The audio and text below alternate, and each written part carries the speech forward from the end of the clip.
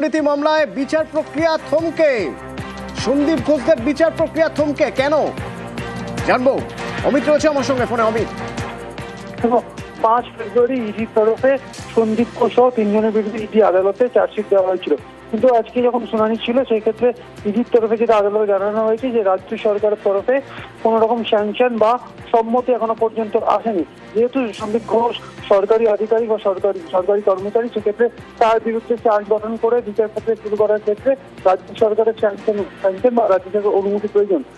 ইডির তরফে রাজ্য সরকারের কাছে চিঠি দিয়ে অনুমতি চাওয়া হয়েছে, এখনো পর্যন্ত অনুমতি না আসার কারণে ইডি স্পেশাল কোর্টে সন্দীপ ঘোষের বিরুদ্ধে বিচার প্রক্রিয়া শুরু করা যাচ্ছে না এবং ইডির তরফে জানানো হয়েছে যে স্যাংশন লেটার বা সম্মতি এলে তারা আদালতকে জানাবে এবং এই মামলা পরবর্তী শুনানির দিন 8 এপ্রিল ধার্য করা হয়েছে। ধন্যবাদ।